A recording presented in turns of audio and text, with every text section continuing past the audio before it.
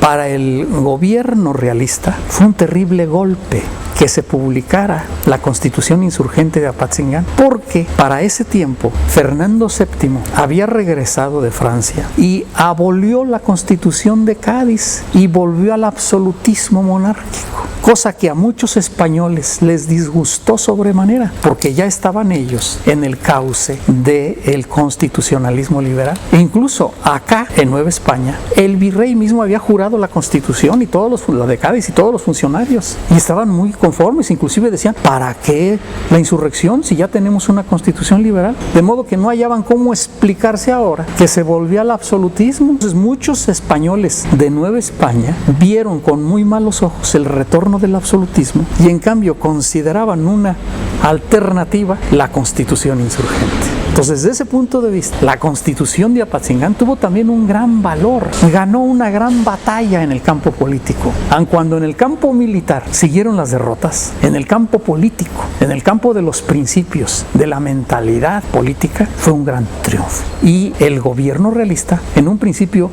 no le había caído el 20, no se había dado cuenta, pero después, cuando vio que eran los insurgentes los que esgrimían la mejor legitimidad política que ellos, absolutistas, se dedicaron a destruir los poderes emanados de la Constitución de Apatzingán. Y uno de los instrumentos para esa persecución de los poderes fue Iturbide, realista, porque estando los poderes reunidos en Ario durante varios meses y ya instalado allí el Supremo Poder Judicial, estuvieron sesionando tranquilamente y gobernaron la insurgencia. Y en general todos los guerrilleros reconocieron la Constitución de Apatzingán y las autoridades emanadas de ella. O sea, ello fue muy bueno dentro de muchas limitaciones que tenían. Y por ello, repito, el gobierno virreinal manda a Iturbide para que trate de sorprender a los poderes reunidos en Ario. Y por poco lo logra. Con unas cuantas horas de diferencia pudieron salir huyendo los diputados y los del Poder Ejecutivo y los del Poder Judicial, y no los pudo atrapar Iturbide. Pero sí destruyó un fuerte que tenían ahí cerca de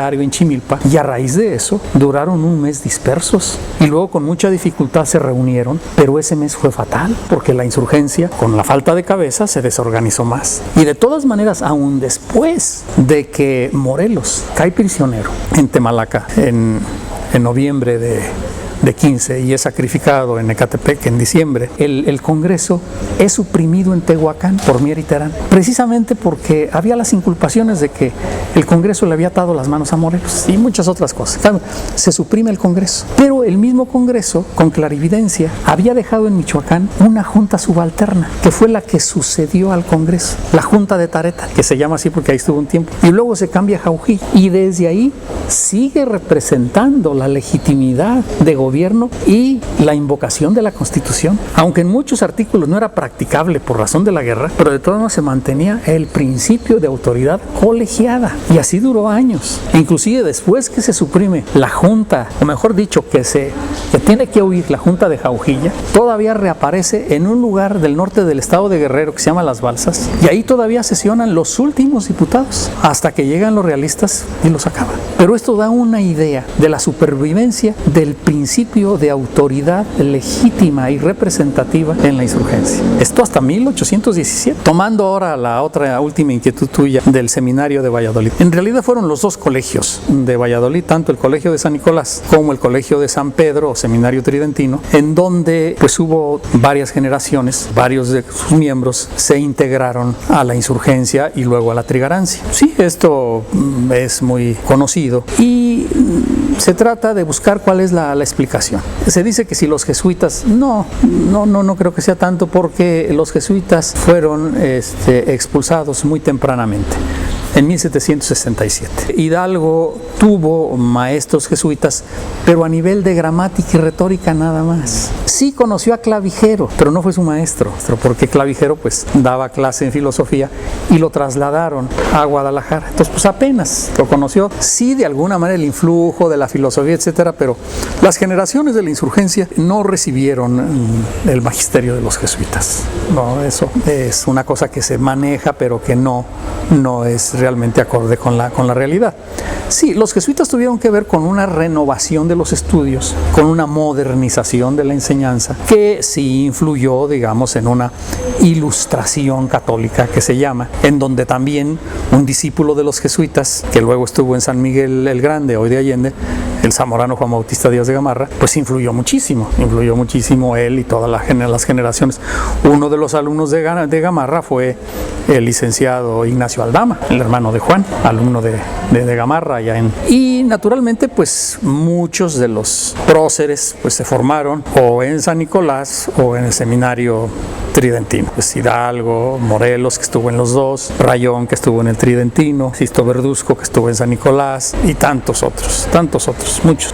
¿Esto a qué se puede deber? A que hubo un obispo, el que promovió la construcción del acueducto de Morelia, que era Fray Antonio de San Miguel. Y este Fray Antonio de San Miguel era muy sensible a los problemas sociales. Entonces él tenía como un principio la teología política de la caridad, en donde el cristiano pues naturalmente tenía que ver con las estructuras temporales e informarlas de principios cristianos, de justicia y de las obras de misericordia.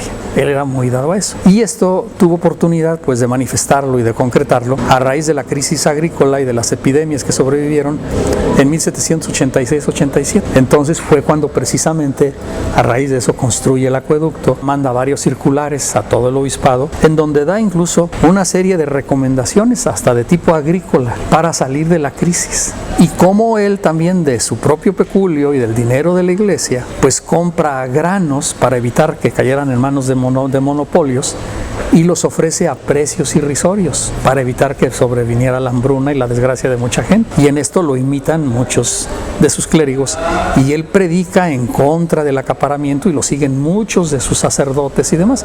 Entonces va creando una conciencia de este tipo. Y el obispado de Michoacán, por lo demás, en ese tiempo, que abarcaba pues todo lo que es Guanajuato, gran parte de San Luis, gran parte de Guerrero y aún parte de Jalisco, se lo quitaron en su tiempo, pero en fin, tuvo un desarrollo social y económico muy grande, sobre todo por el Bajío, que es el corazón del país, con una serie de ciudades medias muy prósperas, donde fue realmente la fragua principal del criollismo y del mestizaje en México, un gran desarrollo, las vías de comunicación, etcétera, etcétera, con la peculiaridad de que esta parte central del país no contaba con una autoridad civil única. La única autoridad superior era de orden religioso, era el obispo, de todo el obispado. Pero antes de la creación de las intendencias, eran alcaldías mayores, pero las alcaldías mayores pues eran pequeñas. Por ejemplo, en Michoacán había la alcaldía mayor de Zacatula, que abarcaba parte de la costa, la de Motines, otra parte de la costa, la alcaldía de Tlalpujagua, la alcaldía de Zamora, la alcaldía de varios lugares de la Sierra y de Tierra Caliente, la alcaldía de Marabatío, etcétera. Y en Guanajuato, pues la alcaldía de Celaya, la alcaldía de San Miguel, etcétera. Pero no había una autoridad regional del rango del obispo. Cuando se hicieron las intendencias, entonces sí hubo esas autoridades regionales muy importantes. Se suprimieron las alcaldías, varias alcaldías se reunían, hicieron las intendencias. Entonces la intendencia de Valladolid, la intendencia de Guanajuato, la intendencia de San Luis. Salieron 3 intendencias y parte de la de México del obispado de Michoacán. Pero aún así, el obispo de Michoacán, Fray Antonio de San Miguel, frente al intendente de Valladolid, digamos que tenía una mayor autoridad regional porque también abarcaba Guanajuato y parte de San Luis. En cambio, los intendentes no. Entonces esto hizo que en Valladolid el clero tuviera comparativamente una mayor libertad en su actuación y muchas veces en sus ideas que en otras partes del país como Guadalajara, como México, en donde había autoridades regionales virreinales muy fuertes. Puebla quizás también hubiera podido ser, y de hecho allí hubo también un gran desarrollo interesante, pero la Ciudad de México quedaba muy cerca. Entonces la vigilancia virreinal pues les tomaba también más inmediata, los intereses también de las oligarquías. En cambio acá se había creado también una cierta oligarquía criolla de cierta importancia en el Bajío y en Michoacán. Entonces pienso que todo esto coadyuvó a que se dieran estas generaciones. Pero decía que lo que influyó mucho a que hubieran tantos clérigos y demás fue que el iniciador, Hidalgo, pues fue un modelo a seguir, porque como había sido rector de muchas generaciones, como era muy apreciado por otros muchos que aunque no habían sido sus alumnos, era reconocido como el mejor teólogo. Entonces era, digamos, un líder intelectual del clero de su tiempo, de todo el obispado. De tal manera, cuando se lanza a la lucha, es muy explicable que muchos clérigos del obispado lo hayan tomado como modelo. Por eso se metieron a la lucha, cosa que no aconteció en otros lugares, porque el iniciador fue el de acá. Por eso también nos explicamos que cuando el movimiento penetra en otros lugares, pues no tuviera la misma convocatoria para el clero que tuvo acá. Sí hubo muchos clérigos de otros lugares que se adhirieron al movimiento, pero no en el porcentaje que hubo acá en Michoacán.